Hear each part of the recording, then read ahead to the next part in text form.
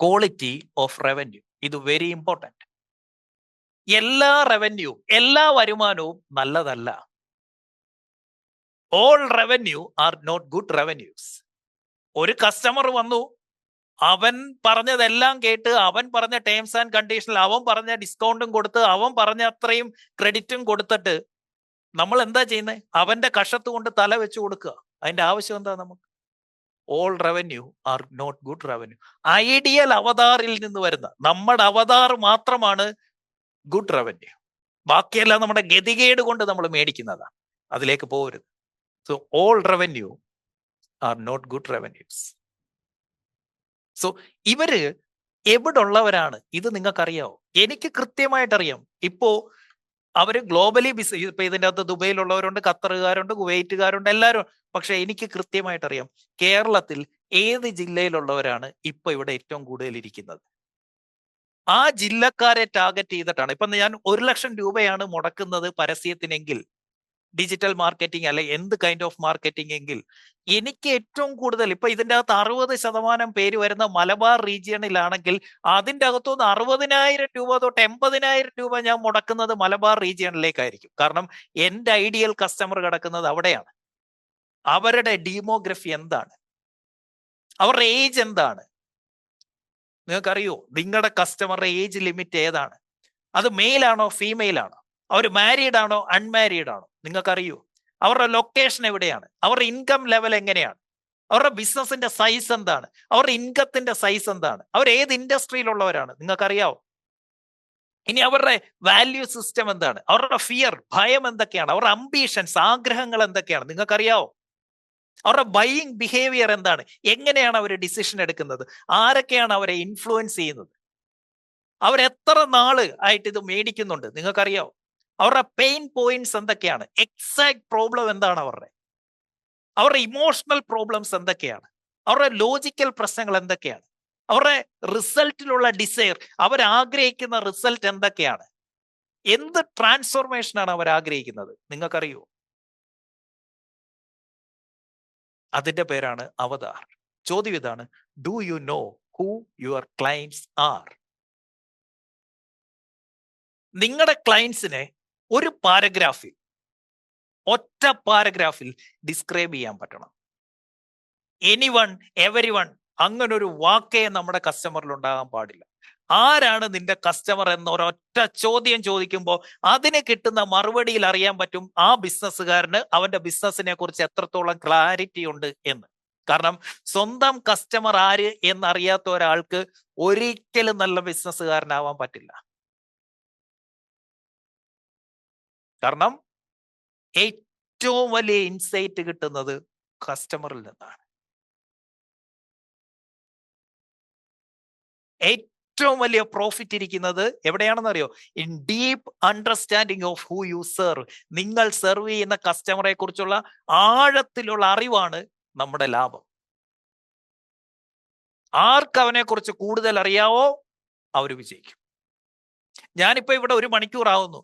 ഈ 1 മണിക്കൂറിൽ ഞാൻ ഇവിടെ സംസാരിച്ചുകൊണ്ടിരിക്കുമ്പോ ഒക്കെ നിങ്ങളുടെ ഉള്ളിൽ തോന്നും, എടാ ഇത് എന്നെ കുറിച്ചാണല്ലോ പറയുന്നത്, എന്നെ കുറിച്ചാണല്ലോ പറയുന്നത്, എന്നെ കുറിച്ചാണല്ലോ പറയുന്നത്. കറക്റ്റ്. കാരണം I know you better than you. നിങ്ങളെക്കാൾ നന്നായിട്ട് എനിക്കറിയാം.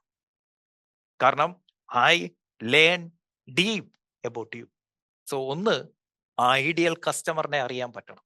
2, കൃത്യമായ ചാനലുകൾ ഉണ്ടാക്കിയിടണം.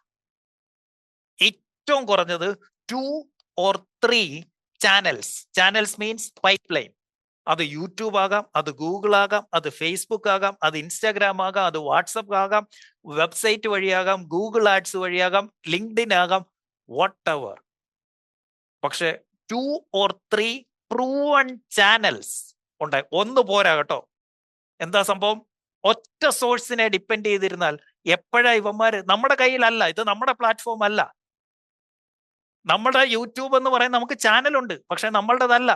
യൂട്യൂബ് നമ്മുടെ അല്ല, ഇൻസ്റ്റാഗ്രാം നമ്മുടെ അല്ല. അതിലൊരു ID മാത്രമാണ് നമ്മളുടെ. അവിടെ ആ അൽഗോരിതത്തിന് എപ്പോ വേണമെങ്കിലും നമ്മളെ ബ്ലോക്ക് ചെയ്യാം, നമ്മുടെ അക്കൗണ്ട് ഡിലീറ്റ് ചെയ്യാം, ഒന്നും ചെയ്യാൻ പറ്റില്ല. അതുകൊണ്ട് never depend on one source. Minimum 2 or 3 സോഴ്സുകൾ നമുക്ക് എപ്പോഴും വേണം. ഒരു കാരണവശാലും റെഫറലിനെ മാത്രം ഡിപ്പെൻഡ് ചെയ്യും. റെഫറൽ ഒരാൾ പറഞ്ഞു മറ്റൊരാൾ ഇത് വേണ്ടെന്നല്ല, ഇറ്റ്സ് ഗുഡ്, ബട്ട് റെഫറലിനെ മാത്രം ഡിപ്പെൻഡ് ചെയ്തിട്ട് ബിസിനസ് ചെയ്യരുത്. അങ്ങനെ ഏതെങ്കിലും ഒരു സോഴ്സിനെ ഡിപ്പെൻഡ് ചെയ്ത് നിങ്ങൾ ചെയ്യുന്നുണ്ട് എങ്കിൽ അതിന്റെ പേരാണ് ഹോപ്പ് റവന്യൂ. അതൊരു പ്രതീക്ഷ മാത്രമാണ്. ഹോപ്പ് സ്ട്രാറ്റജി എന്ന് പറയും. Hope is not a strategy. പ്രതീക്ഷ ഒരു സ്ട്രാറ്റജി അല്ല. So don't do business on hope. Don't do business on hope. So expansion മുന്നേ minimum 2 or 3 sources, solid proven sources of lead generation, consistent ആയ result തരുന്നത് ഉണ്ടായിരിക്കണം. And this is known negotiable. ഇത് ചെയ്തേ പറ്റൂ. ഒരു നെഗോസിയേഷനും വേണ്ട, ഒരു തർക്കവും ഉന്നയിക്കേണ്ട, ഇത് ചെയ്തേ പറ്റൂ. മൂന്നാമത്തെ കാര്യമാണ് you have to measure your attraction metrics. എല്ലാ ആഴ്ചയിലും നമുക്ക് മെഷർ ചെയ്യാൻ പറ്റണം നമ്മുടെ മാർക്കറ്റിംഗ് പെർഫോമൻസ്. കാരണം you cannot improve what you can't measure. Measure ചെയ്യാത്ത ഒന്നും, അളക്കാത്ത ഒന്നും ഇംപ്രൂവ് ചെയ്യാൻ നമുക്ക് പറ്റില്ല, മികച്ചതാക്കാൻ പറ്റില്ല. സോ എല്ലാ മാസവും നമുക്കറിയണം അവർ മന്ത്ലി ലീഡ് കൗണ്ട്. ഈ മാസം എത്ര ലീഡ്സ്, ക്വാളിഫൈഡ് ലീഡ്സ് നമുക്ക് ജനറേറ്റ് ചെയ്യാൻ പറ്റി, ഒന്നാമത്തെ മെഷർമെന്റ്. 2, എത്ര ക്വാളിഫൈഡ് ലീഡ് സോഴ്സുകൾ നമുക്കുണ്ട്. ഏതൊക്കെ, യൂട്യൂബ് ആണോ, ഫേസ്ബുക്ക് ആണോ, ഫേസ്ബുക്കിൽ ഇത്ര രൂപ ഇട്ടു, അതിൽ എത്ര ലീഡ്സ് വന്നു. ഇൻസ്റ്റഗ്രാമിൽ എത്ര രൂപ ഇട്ടു, അതിൽ നിന്ന് എത്ര ക്വാളിഫൈഡ് ലീഡ്സ് വന്നു. ഗൂഗിൾ ആഡ്സിൽ എത്ര രൂപ ഇട്ടു, അതിൽ നിന്ന് എത്ര ക്വാളിഫൈഡ് ലീഡ്സ് വന്നു. ആ ബ്രേക്ക് ഡൗൺ നമ്മുടെ കയ്യിൽ വേണം. ഒരു ലീഡ് വന്നപ്പോൾ അതിന് എത്ര കോസ്റ്റ് ആയി നമുക്ക്, അത് നമുക്കറിയണം എവറി മന്ത്. നമുക്ക് എത്ര കോൺവെർസേഷനിലേക്ക് പോയി, എത്ര ലീഡ്സ് തിരിച്ചു വിളിച്ചപ്പോൾ അവർ കോൾ എടുത്തു, ഇതിന്റെ നമ്പർ നമുക്കറിയണം. അങ്ങനെ ഒരു സിമ്പിൾ ട്രാക്കിംഗ് ഗൂഗിൾ ഷീറ്റ് എങ്കിലും നമുക്ക് വേണം. ഇത് മാർക്കറ്റിംഗ് ഡിപ്പാർട്ട്മെന്റിൽ നിന്ന് നമുക്ക് കിട്ടണം. എങ്കിൽ മാത്രമേ നമുക്ക് ഇതിനെ കൂടുതൽ ബെറ്റർ ആക്കാൻ പറ്റൂ. എങ്കിൽ മാത്രമേ നമ്മുടെ റവന്യൂ കൃത്യമായി എവിടുന്നാ വരുന്നത് എന്ന് നമുക്കറിയാൻ പറ്റൂ. അതുകൊണ്ട് അട്രാക്ഷൻ ഓഡിറ്റ്, അതാണ് അതിന്റെ പേര്, എഴുതിക്കോ. അട്രാക്ഷൻ ഓഡിറ്റ് നടത്താൻ നമുക്ക് പറ്റണം. എന്റെ മെസ്സേജ് കൃത്യമായി അവിടെ ചെന്ന് തറയ്ക്കുന്നുണ്ടോ? ഞാൻ കൊടുത്തിരിക്കുന്ന ആ പ്രോഗ്രാമിന് അല്ലെങ്കിൽ പ്രൊഡക്റ്റിന് കൊടുത്തിരിക്കുന്ന പേര്, ആ ടാഗ് ലൈൻ, അതെന്റെ അവതാറിന് ഇഷ്ടപ്പെടുന്നുണ്ടോ? അവരെ അത് പ്രേരിപ്പിക്കുന്നുണ്ടോ? നമ്മളെ എൻഗേജ് ചെയ്യാനായിട്ട് പറ്റുന്നുണ്ടോ? ഹുക്ക് ചെയ്യാനായിട്ട് പറ്റുന്നുണ്ടോ? നമ്മളുടെ ആഡിന്റെ ക്വാളിറ്റി കൊള്ളാവോ? ആ മെസ്സേജ് അവർക്ക് കൺവേ ആകുന്നുണ്ടോ? ബെസ്റ്റ് ക്ലയൻസ് അതിൽ അട്രാക്റ്റഡ് ആകുന്നുണ്ടോ? നമ്മുടെ പ്രീമിയം കസ്റ്റമേഴ്സിനെ അതിലേക്ക് കൊണ്ടുവരാൻ പറ്റുന്നുണ്ടോ?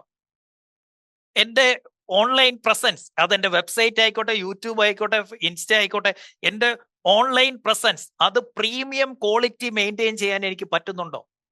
ഇതാണ് അട്രാക്ഷൻ ഓഡിറ്റ്. ഇല്ലെങ്കിൽ റെഡ് ഫ്ലാഗ് സിഗ്നൽ കാണിക്കും. വരുന്ന എല്ലാ ലീഡ്സും നമ്മളുടെ അടുത്ത് നിങ്ങളുടെ പ്രൈസ് കൂടുതലാണ്, നിങ്ങളുടെ അടുത്ത് നെഗോഷിയേറ്റ് ചെയ്യാൻ വരുന്നുണ്ടെങ്കിൽ red flag, you have a serious problem in your business. നിങ്ങൾ മനസ്സിലാക്കേണ്ട കാര്യം, you don't need more leads. കൂടുതൽ ലീഡ്സ് അല്ല നിങ്ങൾക്ക് വേണ്ടത്, you need better leads. We need better leads. ആ ബെറ്റർ ലീഡ്സ് വരണമെന്നുണ്ടെങ്കിൽ ആദ്യത്തെ സ്റ്റെപ്പിലേക്ക് പോകണം. ആരാണ് എൻ്റെ അവതാർ? ആ അവതാറിനെ നമുക്കേ അറിയൂ. ആസ് എ ഫൗണ്ടർ ഇത് ആർക്ക് വേണ്ടി ഉണ്ടാക്കിയ പ്രൊഡക്റ്റ് ആണ്, സർവീസ് ആണെന്ന് നമുക്കേ അറിയൂ. അതുകൊണ്ട് അവതാറിനെ വരച്ചു വെച്ചിട്ട് ഇതാണ് അവരുടെ സൈക്കോഗ്രഫി, ഇതാണ് അവരുടെ ഡീമോഗ്രഫി, ഇതാണ് അവരുടെ ലൊക്കേഷൻ, ഇതാണ് അവരുടെ ഏജ്, ഇതാണ് അവരുടെ ഇൻട്രസ്റ്റ്, ഇതാണ് അവരുടെ ആവശ്യം, ഇതാണ് അവരുടെ പെയിൻ, ഇതാണ് അവർ നോക്കുന്ന റിസൾട്ട്, ഇത് എഴുതി കൃത്യമായി മാർക്കറ്റിംഗുകാരുടെ കൊടുക്കാൻ ആസ് എ ഫൗണ്ടർ നമുക്ക് പറ്റണം. അത് കൊടുത്തില്ലെങ്കിൽ അവനെടുത്തിട്ട് കത്തിക്കുന്നേ നമ്മുടെ പൈസ. ആ അവതാറിനെ കൃത്യമായി ആ മാർക്കറ്റിംഗ് ചെയ്യുന്നവന് പഠിപ്പിച്ച് കൊടുക്കാത്തതാണ് നമ്മളുടെ മിസ്റ്റേക്ക്. അത് നമ്മുടെ തലയിലുണ്ട്. അത് ആ മാർക്കറ്റിംഗ് ചെയ്യാനിരിക്കുന്ന നമ്മളുടെ അടുത്ത് വന്ന് ആ വർക്ക് എടുത്തോണ്ട് പോയ കമ്പനിയുടെ ഓണർമാരുണ്ടല്ലോ, അവന്മാരല്ല അത് ചെയ്യുന്നത്. 12,000 15,000 രൂപ ശമ്പളം മേടിക്കുന്ന പിള്ളേരാണ് അവിടെ ഇരുന്ന് നമ്മുടെ പ്രൊജക്ട് ചെയ്യുന്നത്. അവൻ എന്തറിയാം നമ്മുടെ അവതാറിനെ കുറിച്ച്? നമ്മുടെ ഉത്തരവാദിത്വം ആരാണ് നമ്മുടെ ഐഡിയൽ കസ്റ്റമർ, അത് കറക്റ്റ് പ്രൊഫൈൽ ഉണ്ടാക്കി മാർക്കറ്റിംഗ് ഡിപ്പാർട്ട്മെന്റിൽ കൊണ്ടുപോയി ഒട്ടിച്ചു വെക്കണം. ഇവനെ ടാർഗറ്റ് ചെയ്യാൻ പറയണം. I need leads similar to this person. Attraction എന്ന് പറയുന്ന ആ സ്റ്റെപ്പ് കറക്റ്റ് ചെയ്യാതെ നമുക്കൊന്നും ചെയ്തിട്ട് കാര്യമില്ല. നിങ്ങളുടെ യഥാർത്ഥ പ്രശ്നം സെയിൽസ് അല്ല. നിങ്ങളൊക്കെ വിശ്വസിക്കുന്നത് നിങ്ങൾക്ക് സെയിൽസ് പ്രോബ്ലം ഉണ്ട് എന്നാണ്. You don't have A sales problem, you have marketing problem.